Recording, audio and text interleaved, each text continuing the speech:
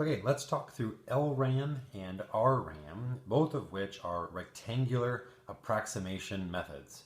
Again, this is left rectangular approximation method, and this is be using the right as the rectangular approximation method. And so what do I mean by an approximation? Well, what are we approximating?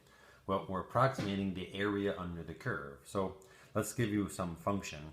Y equals x squared plus 1. That's a nice, easy quadratic. And I'm interested in finding the area under the curve. Okay, so how would we find that? Well, one of the ways we can do is we can break it up into rectangles. And that's what this means. A rectangular approximation method means we're going to use rectangles to approximate the area. So the two versions are LRAM and RRAM. LRAM is going to be using the left. So let's say I define that we are interested in finding the area from 0 to 8. And let's say I want to use an n value of 4. Okay, and what does n represent? Okay, that's the number of boxes. Right, the number of boxes, the number of rectangles. And if you take those two things together, if you think about, well, the width, this whole region is 8 units long, and I want to use 4 boxes, then each box, well, that would just have to be 2. Okay, that's the width of each box. Okay, so let's just draw that. So I'll do pretty much, and I'm going to do both of them right now.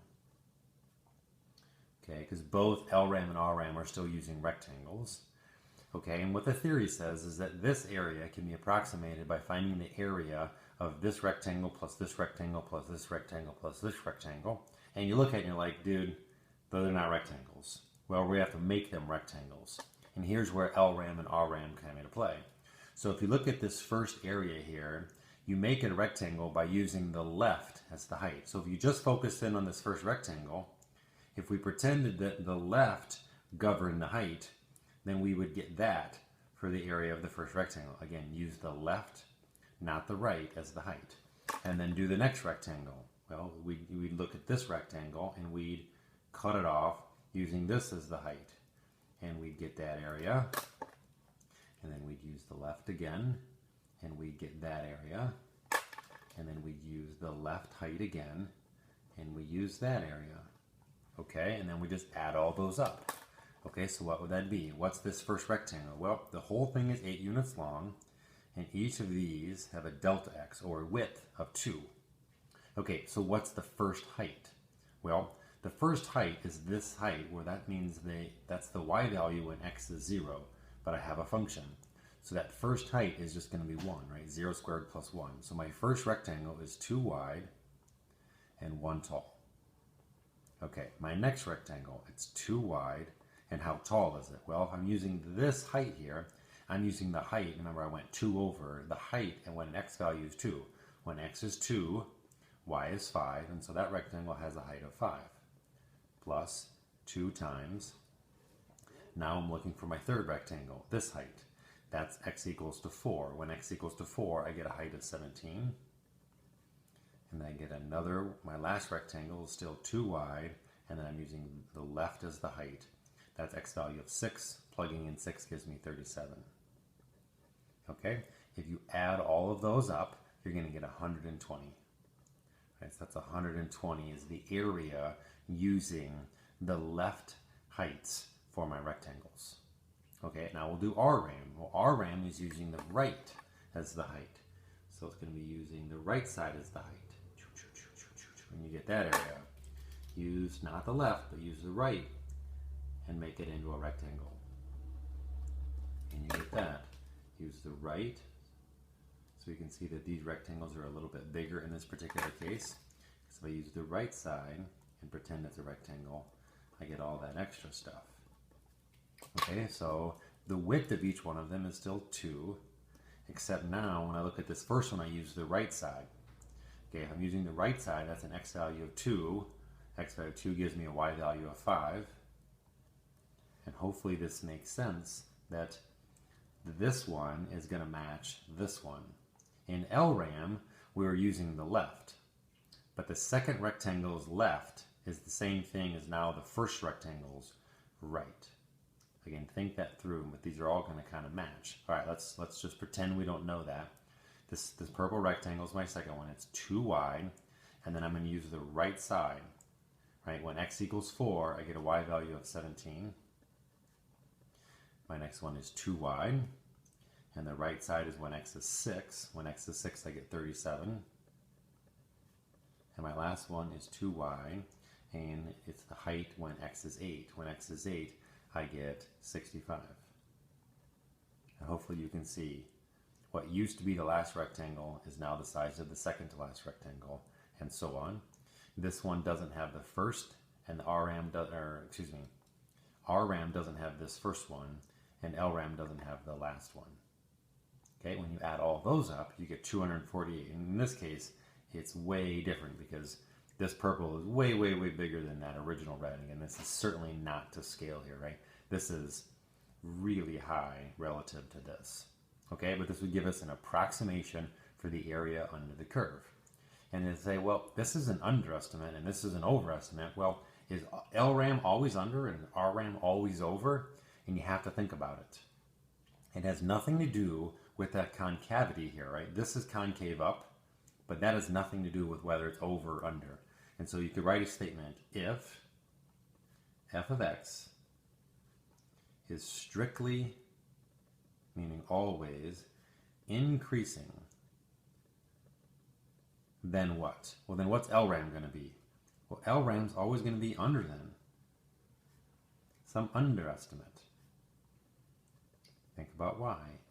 If f of x is always going up, it doesn't matter if it's going up like this, going up like that, or going up like this.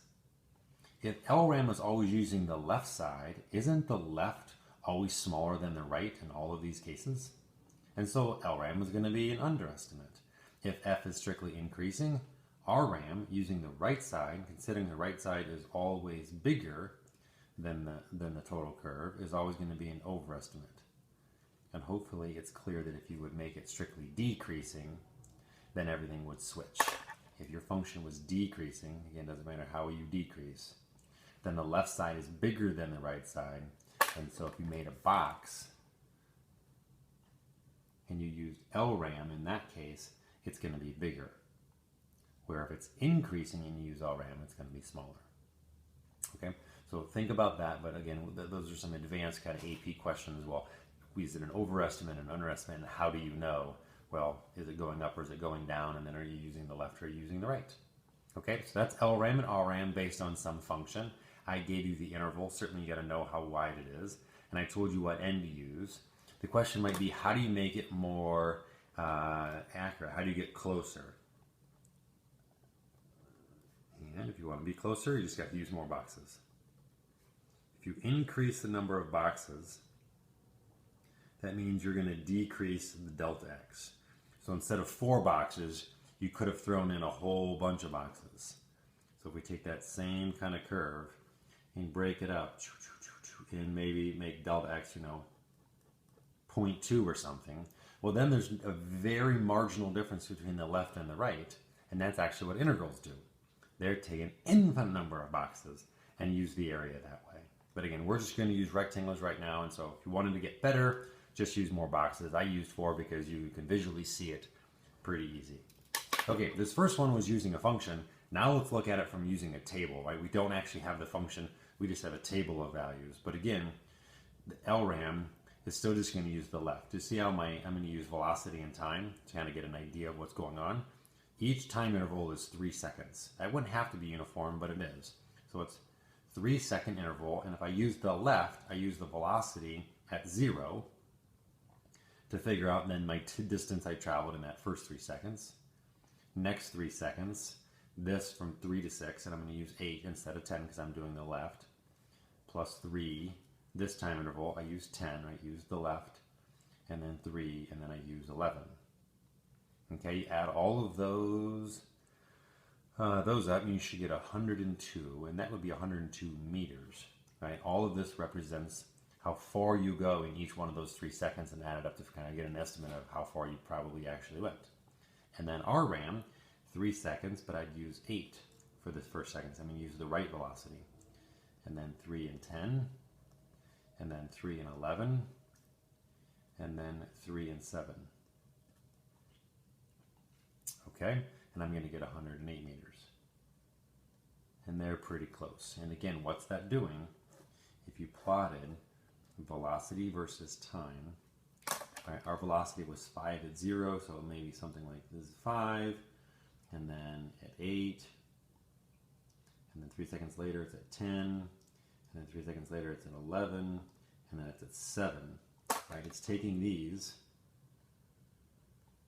things and making boxes out of them. LRAM is just using the left heights, boom, boom, boom, boom. RRAM is using the right heights, boom, boom, boom, boom. And they're going to be slightly different because one of them uses the 5, 8, 10, and 11, and RRAM uses the 8, 10, 11, and 7. And again, you're pretty close. You have a pretty good idea that you went a total distance. Again, how do I know this is the distance? Again, what am I doing here? I'm getting an estimate for the area under this curve, and the area under the curve is the summation of all the areas of the boxes. Well, what is that? It's a velocity times the time, so it's some distance traveled. And I put meters, so let's assume that those are in seconds, and those are in meters per second. But I gave you an example of both a function, in which you can draw a graph and get an idea of LRAM and RRAM, and then you can use a table. We talked about the fact that if you use more boxes, you'll get a better idea of what it is. You should have an idea if the function's going up or down. Then you can tell me whether LRAM is an under or an over approximation. This isn't strictly going up or down, so it goes up and then it goes down. So you can't really say stuff about LRAM and RRAM without having more information. But hopefully this was a pretty good overview of those two different methods.